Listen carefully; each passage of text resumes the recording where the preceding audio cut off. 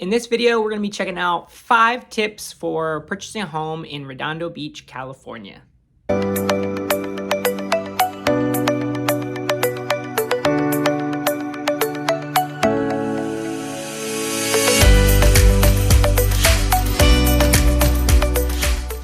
What's up, everybody? I am CheyneInman, a local real estate agent here in Southern California, helping families move here to Southern California, specifically the South Bay, from all over the country. And so if you're thinking of moving here, feel free to call, text, or email me. I love to help people and get started in their home search. So if that's you, be sure to reach out. And if you're interested in outdoor community and learning more about the South Bay, that's what we cover on this channel. So be sure to hit subscribe and like so you're notified every time we put out a new video. All right, so in other videos, we've kind of gone over the layout of Redondo Beach and giving an idea about what it's like moving here and what areas might be a good spot to look at. And this video, I thought we'd look at more from the home buying perspective and kind of some of the pain points that I've seen from clients looking to buy a home here, going through the process. That way you can know up front what are some things that you could avoid. All right, so this first tip is something that anyone should be doing looking for a home, but it's especially important here because basically there's different styles of homes for different areas. And so what you want to do first when getting started is to make a list of wants and needs. And so by making that list of wants and needs, you're going to kind of narrow down the locations that might be a good fit for you as well. Because I've seen it happen many times where people are like, oh, I really want to live in this town. I really want to live in this area. And then when we start looking at homes, they start kind of narrowing down. They're like, oh, I don't like this and I don't like this. And it needs to have a bigger yard. It needs to have a bigger interior space. It needs to have, it needs to be closer to the freeway. It needs to be closer to the ocean, and it needs to fit in my budget. And it doesn't work out because what they're looking for and what they want and what they need does not align with either their budget or their location. And so by kind of creating that wants and needs list first, you're going to kind of figure out what areas fit your budget and your criteria. Because let's say, for instance, you really want a big backyard and you also want to live in North Redondo. Well, North Redondo has a lot of homes that are 2 on a lot townhomes or 3 on a lot townhomes. And so that's not going to offer a big yard space. And so maybe you decide, well, okay, actually a townhouse is the way I want to go and a big backyard is important in my search. Or maybe you say, you know what, we really need a big backyard, and so let's start looking in areas that are not townhomes, that are more single-family residences that have a bigger backyard, and maybe you're giving up a newer interior or a little more updated interior or a larger living space on the interior to get that larger backyard area. So as I said, just kind of making a list of wants and needs in your search criteria is going to really help right from the start, because that's going to kind of help you figure out what areas offer those things that you want and need.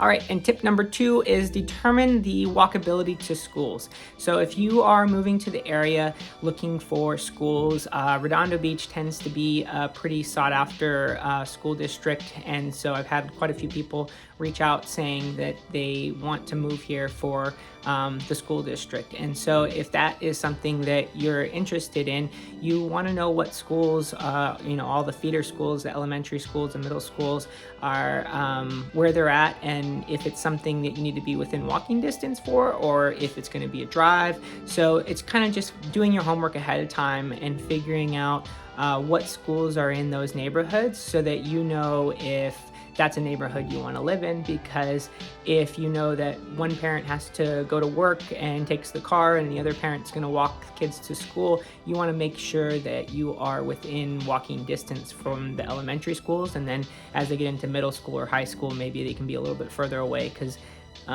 maybe they are able to get there on their own walking or taking a ride with a friend or something. But when they're little, you're going to probably want to make sure that if you need to walk to school or have them walk to school, that you're within walking distance from those elementary schools.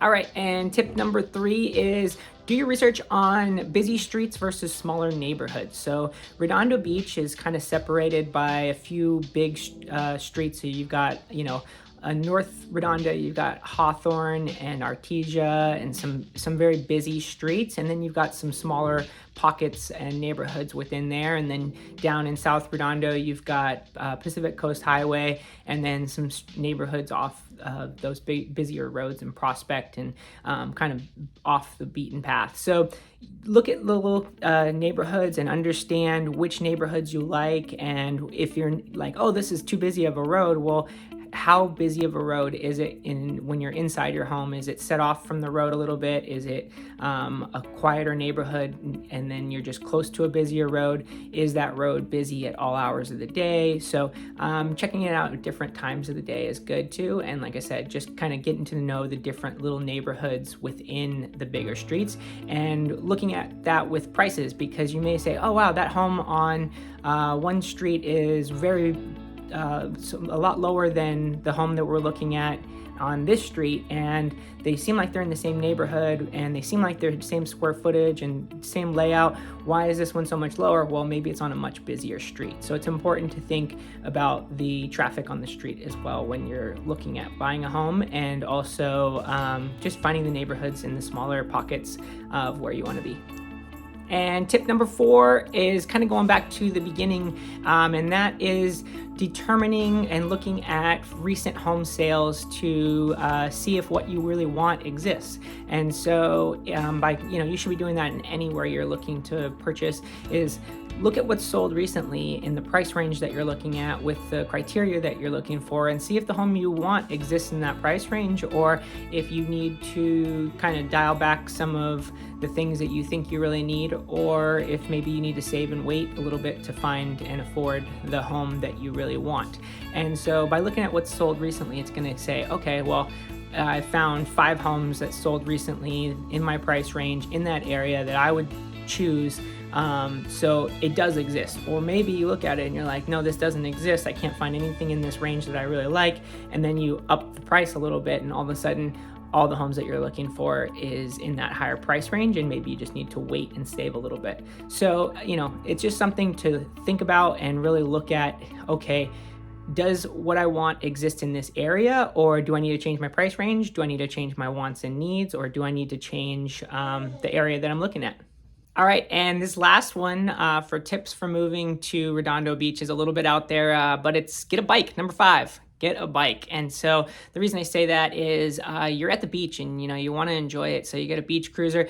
Or right now everybody's getting those electric bikes and riding them down to the beach. That way, if you've got, let's say you're living in North Redondo and your closest beach is Manhattan Beach, and you got to go up a hill to get back up to where you're at. Or let's say you're living a little bit further away from the beach, but you still want to take advantage of that beach life. Having an electric bike could be a good option, or just a beach cruiser is great. If you're within, especially if you're in South Redondo, you can just get out the door and go for a ride along the Strand. So might sound a little strange, but yeah, when you live by the beach, having a beach cruiser or just a bike to get around is definitely something to put on the list. So those are some tips for buying a home in Redondo Beach. Feel free to comment down below if you have any other questions or places that you really like in Redondo Beach that you think people should know about, and tips for buying a home. And then if you're thinking of moving here, feel free to reach out. It's never too early to start your home buying journey.